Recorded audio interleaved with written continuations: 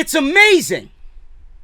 It's amazing that Apollo Crews is on the main roster for 2 years. Probably more than that. And he's been completely wasted away. WWE pulled him from NXT. They didn't know what the hell they wanted to do with him. He suffered on the main roster. No opportunity, no title defenses, never a real genuine push. The machine never got behind Apollo Crews. He even went through a name change. They even chopped off his last name. Simply Apollo. At one point. He was one of the rare ones who went through the phase and then they reverted right back to his old name, which suits him fine and much better than just Apollo. 2 years on the main roster and nothing. Walks on into NXT and he's been a bigger star in one night in NXT in his return home than he has been in over 2 years on the main roster. Folks, there's something wrong. That should not be. There's no excuse for the lack of opportunity that not only Apollo was getting, but for many on the main roster. There's something wrong. Tonight, just like Tyler Breeze, when he made his return and went one-on-one with the Velveteen Dream, there's something wrong when someone can walk right back down into NXT and look better than he has ever looked. Definitely better than all the 2 years he's been on the main roster. Why is that? Why is that? Because you let the guy go out there and work a match with one of the best wrestlers in the world without any restrictions, without any handcuffs, and he was able to be himself. There's no reason why someone should make the main roster and be treated like shit like Apollo Crews, and then he goes back down to NXT for one night. I hope it's not only one night. I'd love to see him thrive and succeed and get a much-needed reset. There's no reason why he should go to the main roster, fail, walk back down into NXT, and look like a bigger star than he has ever looked in 2 years on Monday Night Raw and SmackDown Live. It's ridiculous. It's ridiculous. I love that match with Apollo and Kushina tonight, man. I really did. I thought it was probably the best match of the entire week for WWE programming. Dexter Lumis. Dexter Lumis.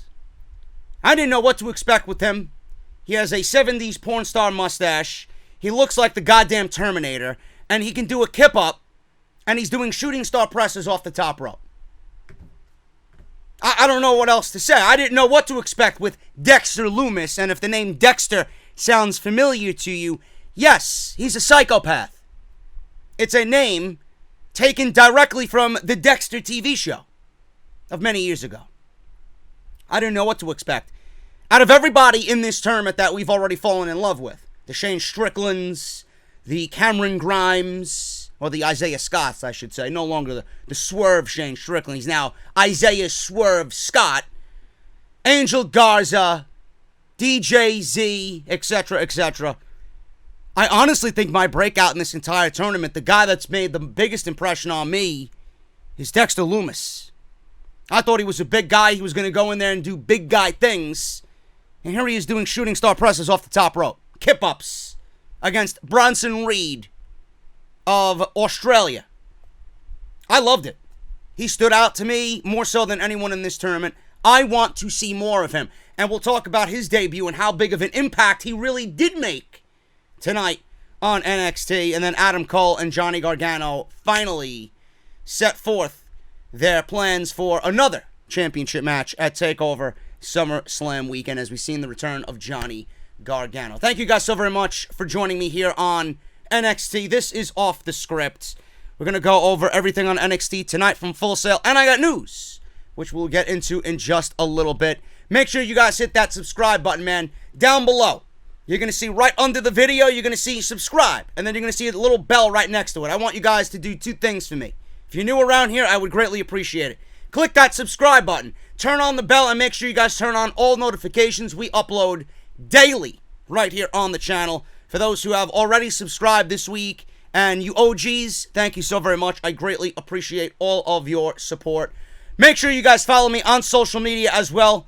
At JD from NY206 on Twitter. Thank you to all the new faces on Twitter who have followed me this week. Make sure you guys do the same over on Instagram, JD from NY206. Patreon.com/JD from NY206. Optional, and it's the only way to get exclusive content not available on YouTube. What's up to my patrons out there? You guys are getting the audio format of NXT. Thank you all so very much for what you guys do over there on Patreon. Make sure you guys go and check out all of this week's videos, man. Raw and SmackDown Live. Raw, we seen the debut of Bray Wyatt, Paul Heyman's first show as executive director, first official show, I should say. If you really want to be counting correctly, it's his third show. But we're going to say it's his first official show. He even mentioned it live on camera, live on Monday Night Raw.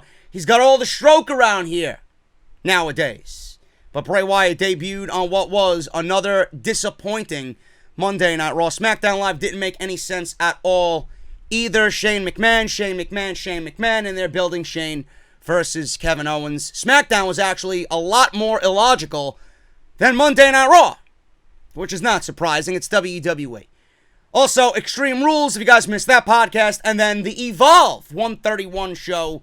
I was not there, but I had the opportunity to go. I watched it at home, and I watched also Fight for the Fallen.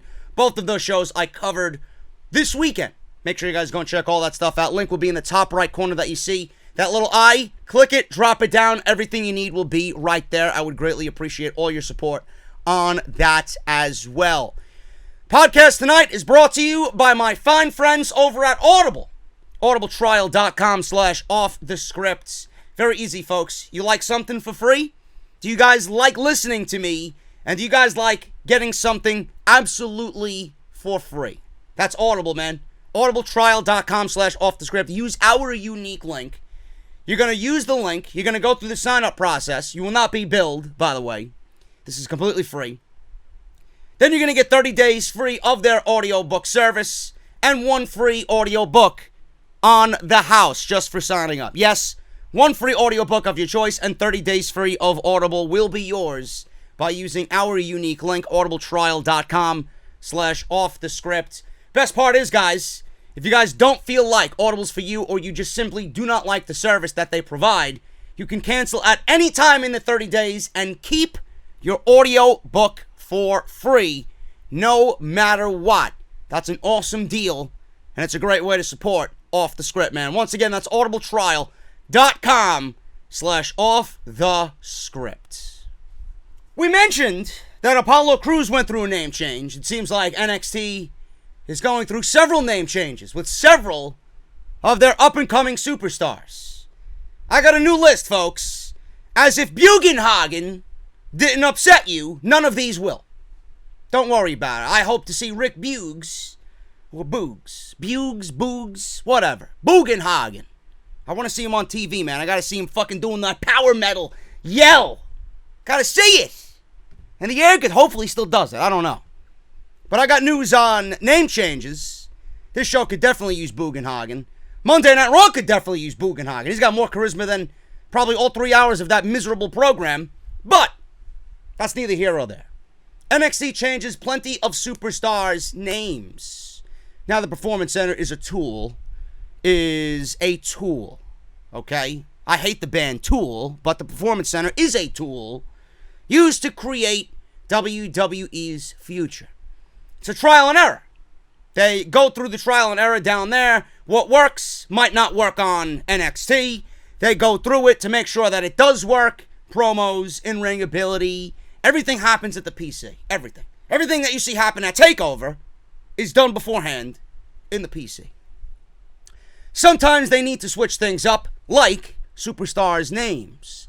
Looks like they have done just that with a new handful of superstars. Now at this point, they are likely not to stop anytime soon. Some of these NXT superstars have experienced name changes already, but PW Insider is reporting that the company has made the following alterations. Malcolm Bivens, formerly known as Stokely Hathaway, is now called Courtney Moore. I don't know why they just don't keep Stokely Hathaway. Who was he before he got to the WWE? Nobody. So what's the difference? They always have to have their own take on everything. Will he make TV? I don't know. He's on social media. He's verified. We haven't seen him on TV yet. Brennan Williams. This is a name that I heard. He looks incredible. Haven't seen him on NXT yet. He is now going by the name of Dio Madden. Ronnie James Dio? Rainbow in the Dark? I don't know. Very interesting to find out where that name came from. Dio Madden. Dan Matha. That's a name that should be familiar to you guys. He was on NXT once and then got embarrassed. Dan Matha is now called Dorian Mack. There you go. MJ Jenkins. She was in the Mae Young Classic. Her real name is now being used. She got lucky. Monique Jenkins. Nick Camorato. Whoever that is. Don't know who he is. He is now called Nick Ogarelli. Ogarelli. There you go. I like the old name better. Though the new name sounds a little more... I guess it's one of those names that kind of rolls off the tongue. Ogarelli. There you go. Robert Strauss, formerly Robbie E., Grimm's Toy Show's friend, is now called Robert Stone. Sounds like a fucking porno name. Rachel Evers, this is my favorite one, folks. Get ready. This one is going to blow you away. Rachel Evers is now called Rachel Ellering. Wow, was that so difficult? Why did you ever change her name to begin with? Much better. Much better. Having Rachel Evers go back to her real name is a fantastic move. There's history there. And you can obviously play off the fact that her father is who he is. Paul Ellering. Remember him? I don't. Neither does Vince. I think that's a great move. There's history there. And I'd love to one day see him manage her. So we'll see what happens. So that's that. Dan Matha is another one. He was the next big thing. He came out and he looked very physique-wise impressive. Never went anywhere. He made one appearance and then that was it.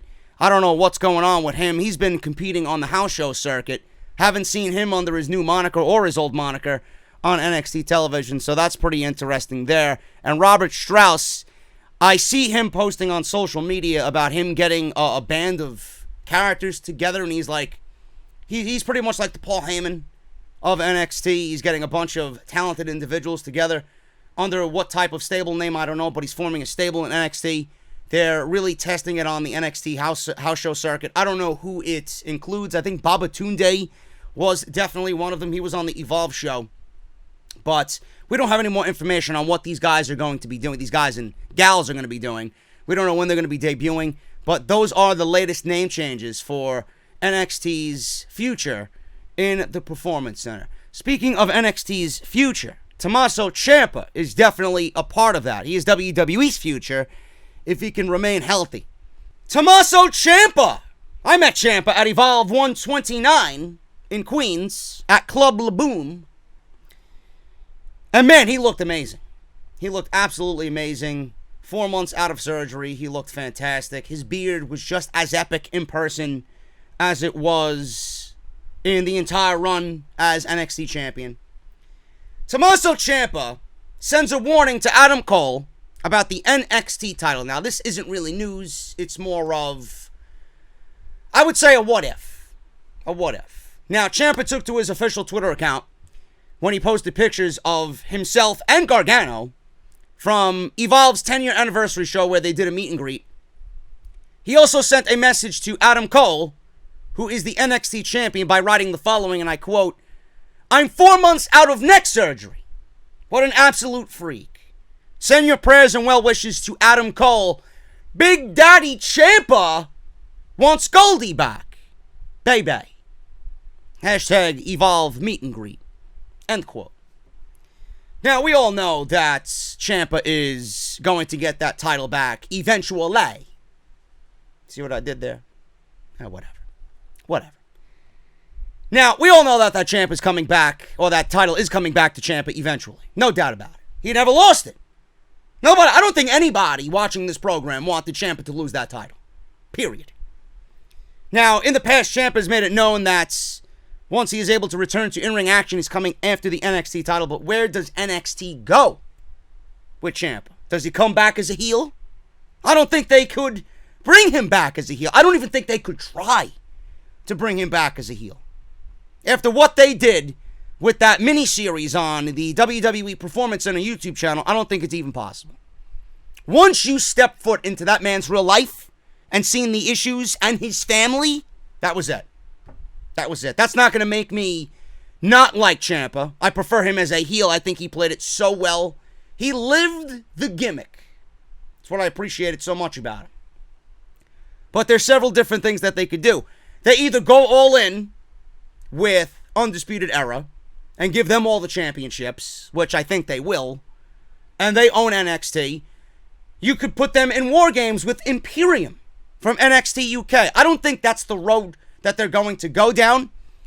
But if Champa comes back as a babyface and Johnny Gargano is still there as a babyface, maybe we get Undisputed Era versus DIY for the remainder of the year. Maybe DIY gets into the War Games match against Undisputed Era. I don't know. So you either go all in with Undisputed Era or they get called up to the main roster and they suffer 1,000 deaths at the hands of Vince McMahon, and we get Johnny and Champa again for the world title. I don't know what they're going to do. Either way, I don't think Johnny's going to win the title in Toronto. I think once Champa is ready to come back, he is going to be the one that takes down Adam Cole eventually, something that Johnny couldn't do, and then maybe we'll be right back to where we started, around the same time frame, with Johnny and Champa for the world title. I don't know. It's going to be very interesting to see what Triple H does with Tommaso Ciampa when he comes back, but I know for a fact that that title is going right back to him, because I don't even think the people watching this show wanted to see him lose the title and was very 50-50 going into that WrestleMania main event. A lot of people wanted Ciampa to come out on top against Johnny, even though it was the Cinderella story, the fairy tale ending. A lot of people were kind of turning away from Johnny. And that was very apparent when he went against Adam Cole. Everybody was definitely pro Adam Cole, especially in that second match. So we'll see what happens, man. It's going to be very interesting to see what NXT does with Tommaso Ciampa when he does come back. It's been very interesting to see what NXT has done with Tyler Breeze, man. He feels special. He looks great. And Tyler Breeze actually revealed how much time he has left on his current WWE contract. One fan asked Tyler Breeze if he plans on trying to get back onto Raw and SmackDown Live. Why would you do such a thing? The man is back in NXT. Why would he want to ever step foot back on Monday Night Raw? Do you hate him that much? I don't get it. Never mind Raw, SmackDown Live, they're just as bad. His reply was pretty simple to this cretin, this idiot, who asked this dumbass question. His reply was pretty simple because he only has a couple more years left with the WWE. So his future seems to be pretty up in the air. 2 years left, not sure what I want to do yet. End quote. There you go. Now, after watching Shawn Spears go to AEW, and more than likely we'll have a star-studded match with Cody Rhodes at one of the biggest wrestling pay-per-views of the entire year, at All Out in Chicago, Dolph Ziggler should have followed suit and went to AEW. Maybe it could have been Dolph Ziggler feuding with Cody Rhodes. Instead of taking a chance on himself, he stayed with the WWE, and he is being booked to lose to Kevin Owens in 15 seconds. I think the right career move was made for Dolph Ziggler, according to Dolph Ziggler and nobody else. Tyler Breeze could do well anywhere. I think it's too early. 2 years is a very long time. I'd love to see him succeed in NXT, and don't give up. Don't give up on Tyler Breeze. I am telling you right now. Tyler Breeze made a mention of something tonight that I'm sure a lot of you picked up on. He's in NXT. You got Undisputed Era running wild, and you got all these groups and tag teams. He's all by himself. Maybe he needs to call upon a friend. Who could that friend be? I don't know. But I'll tell you what. I would not put it past Triple H to get a certain team back together and do what is right by them and make Vince McMahon look like an idiot. Not intentionally, but he's got now a talent that Vince failed with, so he's going to try and rectify their dead careers and kind of throw it back into Vince's face. What are you doing up there? We got these guys. They were up there a couple months ago. They were treated like garbage, and now they're down here, and presto. There you go, like fucking Harry Potter, waving his magic wand. There you go. Bloop. Done. Watch. He's got friends. Don't worry. Don't worry. We'll see what happens. I don't want to reveal anything unless you guys really picked up on my my seed last week. The cops and robbers thing. There you go. You guys know who it is. We just don't know when it's going to happen. You'll know it when you see it. I love Tyler Breeze. I wish him nothing but the best. Can't wait to see what they do with him in NXT. Finally, guys, on the news portion of NXT here, I like this move, and clearly this has AEW implications written all over it. If you don't think so, you're a fool. Scott Hall, Razor Ramon. I am the bad guy, Chico. Yeah, Razor Ramon. Remember Razor Ramon at the 1993 Royal Rumble? I'll never forget it, man. I'll never forget it. He was feuding with Bret the Hitman Hart for the WWF title. That was a great fucking match, man. That was a really good match. The build-up was Razor attacking Owen Hart in the locker room, right? And then he gets on the big screen. He's talking trash to Owen Hart. He's talking trash to Bret Hart. And then he comes out with, "Hey, yo, Hitman." Or Hitman. And then he says, "If I see your daddy walking the streets, I will slap his face too." It was awesome. Man, I miss old school WWF. What happened? What happened to this company? He was awesome. He was much better as a bad guy than he was a babyface, but that's always the case with these types of guys. Scott Hall. He is now a coach at the Performance Center. I wonder why. Triple H has a lot of friends in high places, and Triple H has a lot of pull in WWE's PC, so it only makes sense that the Clique will be represented there. Now he's got Road Dogg, he's got Scott Hall, and he's got Shawn Michaels. Shawn Michaels. After all, they all have great cozy jobs there at the PC, and Hall is now set to join the PC staff as a guest coach, according to Sean Ross Sapp and Fightful Select. Fightful has learned that Scott Hall is supposed to be at the Performance Center as soon as he can as a guest coach. I don't know if this is going to be a full-time position. A lot of full-time coaches at the WWPC started out with guest coaching gigs, so you never know where this could lead for Scott Hall. The best thing about this is he's got a ton of knowledge. He has that character down where he was so high in the heights of popularity with his gimmick and his mic skills and just his overall charisma that he's got a lot that he could teach the younger generation of superstar. The best thing I like about this is that, and I mean this wholeheartedly, I love Scott Hall. I don't want to see anything bad happen to him. I know he's battled his demons. And you never know with these types of guys, man. They always slip in and out and do something stupid, and then they get clean again and go right back to doing something stupid, even though DDP helped him get back on the right track. He's been good from what I could tell. Nothing really bad has happened with Scott Hall. Not like Jeff Hardy. The best thing about all of this is hopefully under the tutelage of Triple H and all the coaches there, being that he's got a big boy position with big boy implications for a full-time big boy position, this is going to keep him clean for the rest of his life. He knows by taking that type of job that he has to be serious, he has to be 100% invested, and he has to be responsible.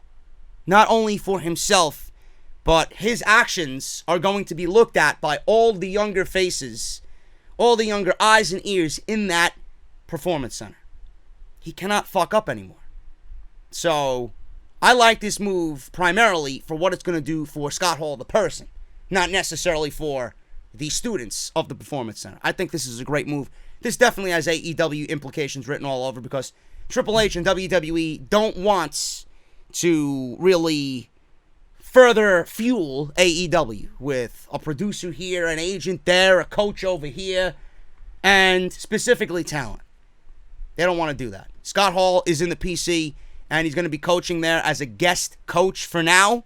But the report said in the Fightful Select forum that guest coaches usually lead to a full-time position. Hopefully he does great. I expect him to. He's got a lot of knowledge, a lot of charisma. He's an icon, and he's a Hall of Famer. So there's no better person to fill in as a coach than Scott Hall. So there you go. I think that's great news, and I wish Scott Hall the best in his new endeavor.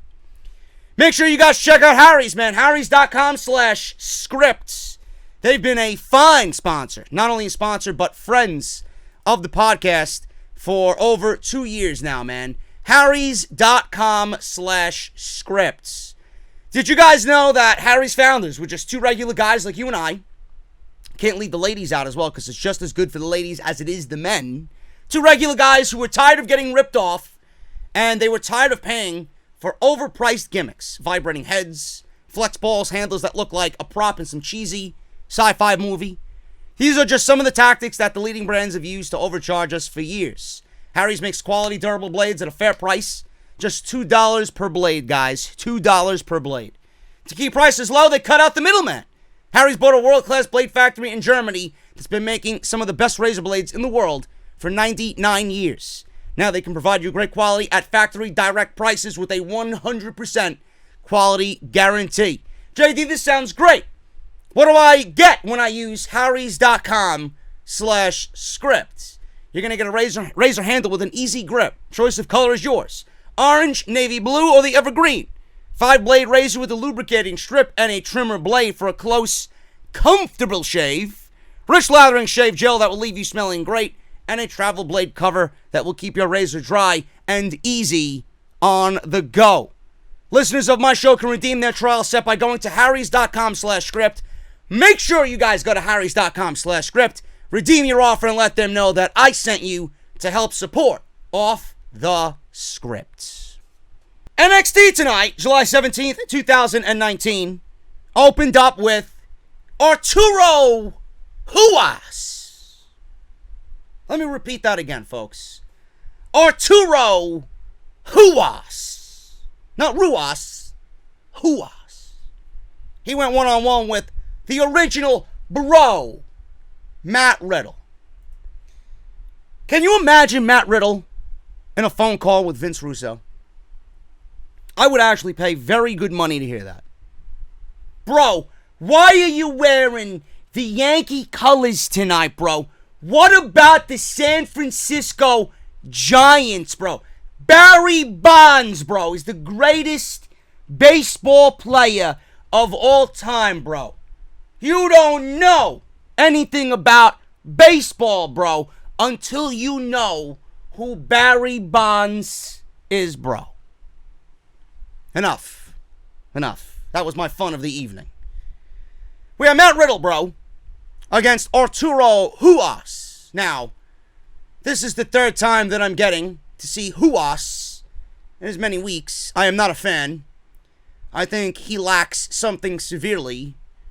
Now, he looks phenomenal. He could probably kick my head from here all the way to San Francisco. But he's just boring. Like, who is he? What is he supposed to be? Do you know what I see when I look at Arturo Ruas? Nothing more than a Steve Blackman wannabe. And nobody can be better than Steve Blackman now. Come on. That is not even the most important thing here, folks. Riddle won with ground and pound. Referee stops the match. It was more of an MMA-style match. Ruas got a little bit too much offense in, but I will revert right back to that. The most important thing here to take away from this match was Matt Riddle was destroyed at the end of the match by Killian Dain. Now, if you don't remember Killian Dain, I don't blame you. He took a 1-year hiatus from NXT to pretty much get killed by Vince McMahon and his main roster cronies, clowns, goons, whatever you want to call them. This man made the main roster for 1 year and sit around and did nothing. They even put him in a singlet as if he was fucking Kurt Angle.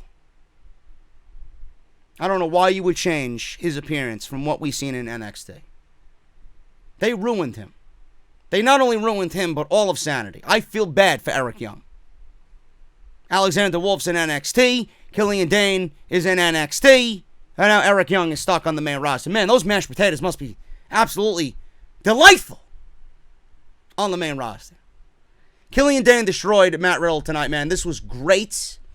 I am not sure if this is going to take place at TakeOver or what the reason is for this attack. It just literally came out of nowhere. He came into the ring. He looked like he was about to rob somebody at gunpoint. Had a ski mask on, a big black hoodie. This overly large man just came into the ring and started beating Matt Riddle savagely. And this is the direct result of Goldberg and Matt Riddle's back and forth on social media. This is the direct result of Matt Riddle going into business for himself and pretty much throwing a WWE Hall of Famer out there under the bus. This is his punishment. It wasn't confirmed, but I think we were all under the assumption that Matt Riddle and Adam Cole was the next direction that WWE was going in. Maybe not immediately, but at TakeOver in Toronto, everybody had that penciled in for their NXT World title. That was it. I don't understand why anybody wouldn't think that. He's been fast-tracked to the top. And then the tweets came out. And then he just got fed to Killian Dain. He's been really stalled. 6-man tag. They lost. He hasn't really done anything of note. He beat Roddy in that opening match. That was about it. But this is a direct result of the tweets about Bill Goldberg.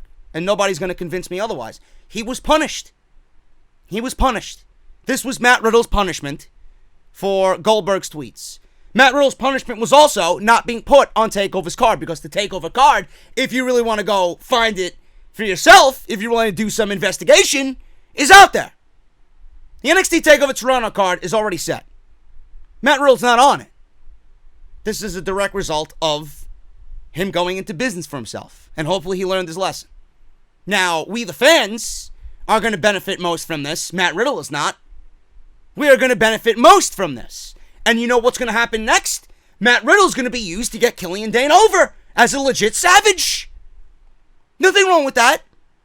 Absolutely nothing wrong with that. This will teach, I should say, Matt Riddle a lesson. This will serve as you cannot say certain things for the company that you work for while employed. This is great. Matt Riddle is at a place right now in NXT where a loss to someone like Killian Dain is not going to affect him at all. And this was a great attack. Savage attack in the ring. Killian Dain did multiple sentons. Matt Riddle sold it very well. He threw Riddle on the stage. Not the ramp, the stage. Matt Riddle was laying on his back on the stage. He does one final senton, does Killian Dain, and he splashes him through the stage at Full Sail. Morrow's going crazy. There was a young woman in the crowd wearing a yellow shirt with glasses on. She was like, we didn't see our good friend Kyle, who was the recipient of a almost kiss by Kip Sabian at Fight for the Fallen, that goddamn clown, sitting front row. We didn't see his reaction. But this was awesome. This was a great attack that sets up Killian Dain as a monster. Again, Vince had control of Killian Dain, who I said, if you look at him out of everybody in Sanity, that's the guy that you're going to push. That is the guy. That is your moneymaker. That is your winner. How Vince and his cronies didn't see anything in Killian Dain is unbelievable. I looked at Killian Dain when he was in NXT, that performance in the first War Games, just his performance in general, even at the ladder match for the North American Championship. That was your next Vader. Nobody could be Big Van Vader, but that was your next Vader-like monster. And you can see by watching tonight that he slimmed down. He looks fantastic. He slimmed down a lot. Man, that time off did him good. Maybe he didn't do too much Titus catering. I'm excited for this.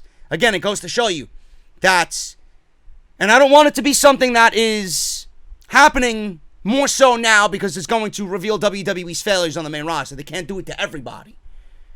Tyler Breeze. We got Killian Dain. We got Apollo Cruz. That's enough. That's enough. Plus, you're going to get one more.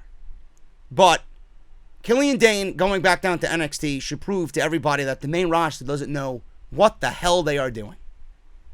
You cannot really go to Triple H and have him resuscitate someone's career because he had them at a place where success should have been easy. And then Vince doesn't see a certain something in them and forget about it. They're banished to the fucking, to the void. They're banished to Bed Bath and Beyond. You know? Nobody knows what the hell's going on up there. But he walks right back down into NXT, and in 1 year that he's been on SmackDown Live, he hasn't made one single ounce of impact. 1 day, 5 minutes, on tonight's NXT, he looked better than he did in his entire main roster run. Why? Why is that? I honestly don't think that anybody up on the main roster gives a shit. That's my take. This was great. I can't wait to see what they do. We'll see what happens. This is going to be better for Killian Dain than it is for Matt Riddle. And I'm very excited to see what they do with him because he has the potential to be a massive breakout monster. Street Profits with the latest Street Talk. Ford says the Undisputed Era think that they own the place. They do, if you really want to think about it. And they want the tag team titles, and Undisputed Era thinks the tag team titles are theirs. Dawkins says that they are the champs, and if Undisputed Era doesn't think that they are serious about their titles, how come they didn't win them at TakeOver? He says they can come for the titles, but the Street Profits will be the champs no matter what, and that, Angelo Dawkins, is undisputed. There you go. Mia Yim was shown beating up Marina Shafir in the parking lot as she is looking to take down evil Shayna Baszler. I don't think it's going to happen. I would be very pissed if it does happen. Nobody should beat Shayna right now, and it should not be Mia Yim. The best part of the show for me, man. The best part of the show for me, Dexter Lumis versus Bronson Reed. The match really wasn't all that. But man, Dexter Lumis has got money written all over him. This guy brought me back to the Psycho Sid days, man. He came out with some creepy music, and I swear on my grandfather's tomb, I seen this guy come out.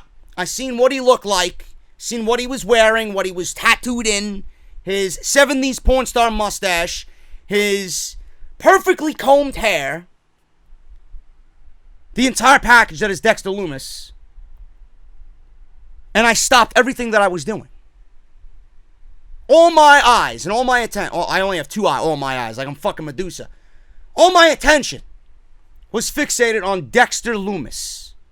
I don't know who came up with this entire package, but I legitimately was on the verge of getting chills watching Dexter Lumis. Everything about how he played the character tonight. And it is a take off of Dexter the TV show, if you guys are curious to know. Yes, just by the way he was acting, you can piece that puzzle together.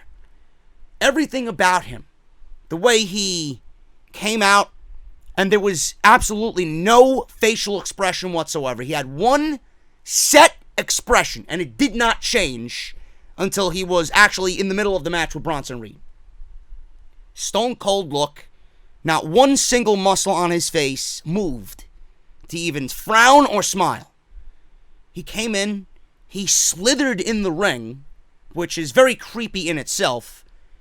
He was looking in the hard camera, and he was almost caressing the top rope.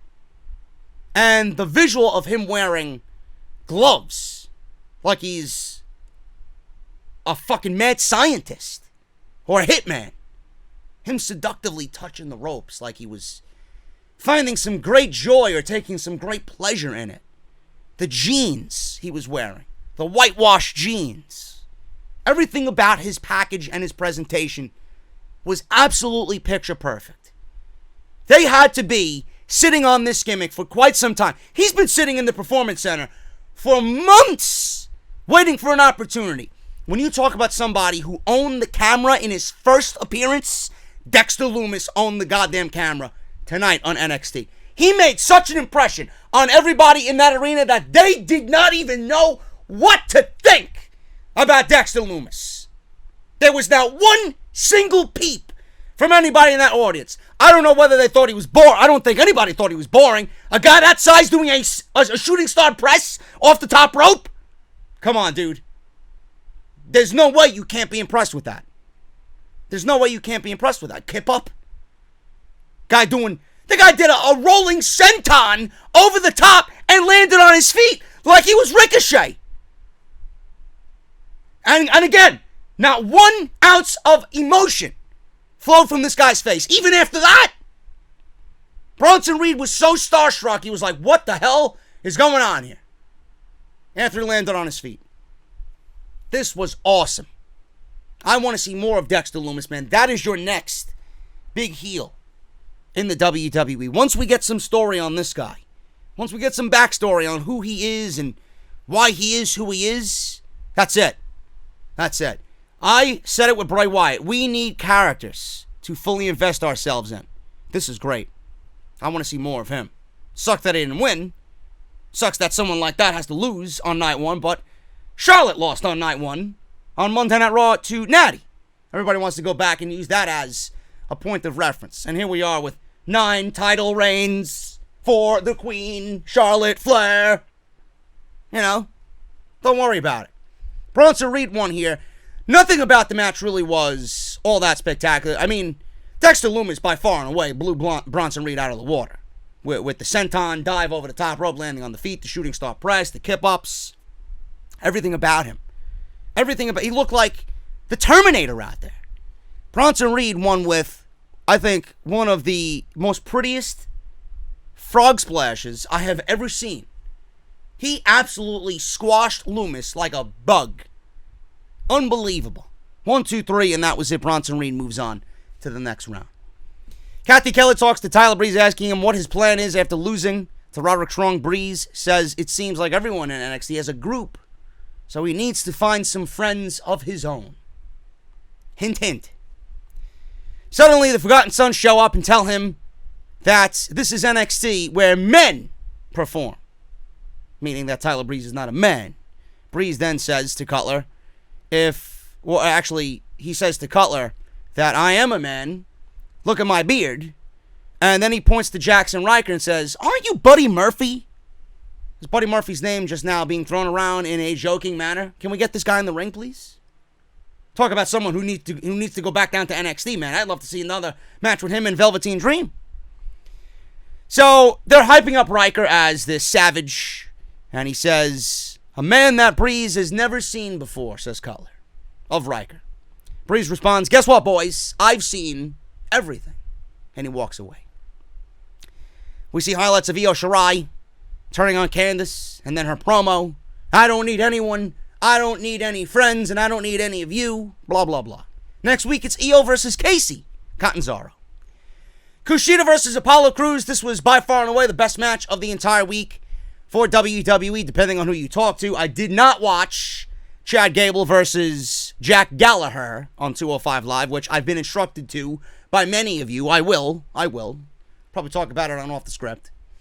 But this was a fantastic match, man. Another situation where Triple H takes what he created in NXT.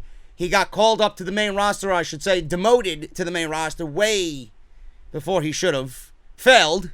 They didn't do anything with him. They just seen a generic black man who smiles a lot. Yeah, he's athletic, but he's got no charisma or personality. They wasted him away for 2 years. Back in NXT, he looked better than I've ever seen Apollo Crews look. Now, granted, he's in the ring with Kushina, but Apollo Crews is a damn good worker and deserves an opportunity to showcase what he did here tonight. This was fantastic. Crews showed off his athleticism. Kushina showed off his wrestling skills. Apollo Crews was matching him move for move, hold for hold. It was very even up until the last part of the match. Deadlift, German suplex. He hits an overhead release German suplex, does Apollo. Standing shooting star press to follow. Impressive stuff. This was really impressive. Goes for cover, only gets a 2 count. Crews looks for military press, but his left arm is giving him trouble. This was the story in the match. Kushina tried to go for the hoverboard lock and got some moves. in and applied on Apollo Crews, and that was it. So he was having trouble using his arm to the full extent. Kushina with a reverse STO that drives Apollo's head right into the turnbuckle. Kushina then goes for a springboard hurricanrana. Cruz rolls it into a pin. Both land, big kicks, both are down. Even match up until this. Cruz up top. Kushina catches him, heads up, gets knocked off. He charges in for a handstand heel strike. Kushina goes up top, flips off with a rolling armbar off the top rope. He gets the armbar and then gets it into the hoverboard lock for the tap out, and that is it. They shook hands before the bell rung, and they shook hands after the match. Apollo got a standing ovation from the Full Sail crowd. This was awesome. I want to see more of Apollo in NXT. Kushina is looking great. I don't know where they're going, but obviously they got this gimmick where they're bringing in talent because he's just too damn good, and he continues to win, win, win. That's what we call momentum, folks. Something WWE main roster knows nothing about. Wins, in this case, matter. Now, if it was the other way around, it would be the main roster, because on the main roster, losses matter. And somehow losses get you championship opportunities. I love this. I thought it was great. Keith Lee, someone who should have been in the NXT Breakout Tournament, someone who should have been realistically thought of as a winner for the NXT Breakout Tournament. Cathy Kelly asked how he felt about his tenure so far in NXT.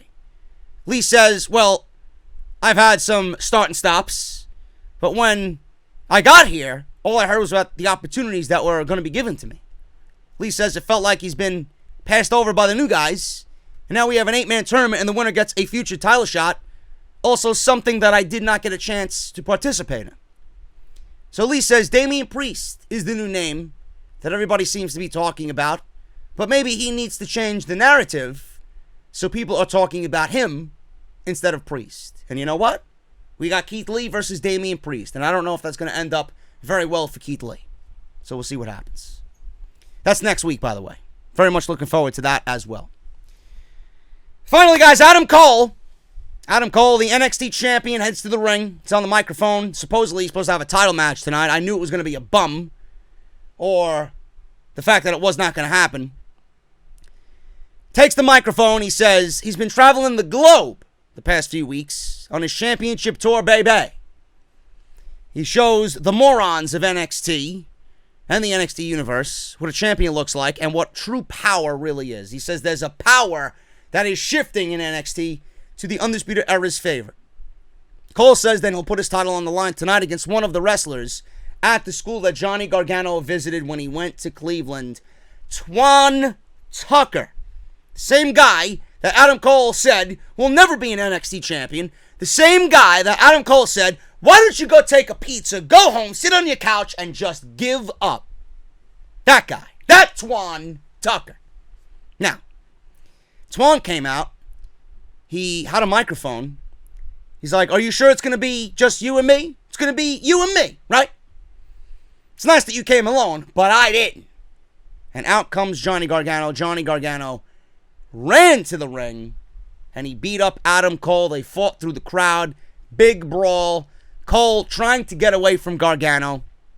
Gargano launches Cole into the barricade, leaps over the barricade onto Adam Cole, punches, shots in the audience. They were scaling the bleachers in Full Sail.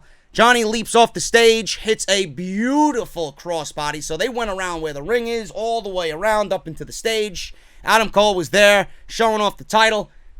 Johnny Gargano runs and crossbodies himself off the stage on top of Adam Cole. The two make their way back to the ring. Gargano lands a super kick and another kick to the face, then locks in the Gargano escape. Then this was ridiculous. They had 4 referees trying to take poor little Johnny Gargano off of Adam Cole. And if four referees can't take Johnny Gargano off of Adam Cole, man, there's something wrong. Something wrong with the referees. They really made Johnny Gargano look like he was Clark Kent out there, you know? But they couldn't grab and yank Gargano off of Cole. Gargano puts 3 fingers up and wants the rubber match against Adam Cole at TakeOver. Folks, that is your TakeOver Toronto main event, and that was NXT tonight. An excellent show, highlighted by Dexter Lumis, highlighted by Kushina and Apollo. Awesome match. Apollo in one of the best matches of the week, and I got to go back and watch that Drew Gulak. Drew Gulak got a great week too, but that's Chad Gable and Jack Gallagher match on 205 Live. Awesome episode of NXT, and I hope you guys enjoyed the podcast here tonight. I'm excited about what's going on. Good stuff coming up on NXT, man. You don't want to miss it. We're here every Wednesday talking positivity. We're not angry here on Wednesdays like we are on Monday and Tuesday. I love it. Thank you guys so very much for joining me, man. If you did enjoy everything you heard here, please hit that subscribe button right down below. It's going to be underneath the video. Hit that subscribe button. And if you do, and I'm worthy of your subscription, turn on that bell for all notifications and make sure you guys highlight all uploads so that you know when I go live every single day right here on the podcast. Make sure you guys also follow me on social media at JD from NY206. That is on Twitter and Instagram. Patreon.com/JD from NY206. Harrys.com/scripts for your $13 value trial sets. Audibletrial.com/offthescript. And make sure you guys check out that annotation that you see in the top right corner. Make sure you guys check out all the videos, Raw, SmackDown, and all the pay-per-view reviews from this past weekend. That little eye drop it down, everything you need. It's going to be right there, guys. Thank you so very much. I'll see you right back here on Friday for episode 283 of the flagship podcast right here on Off the Script. I'll see you then.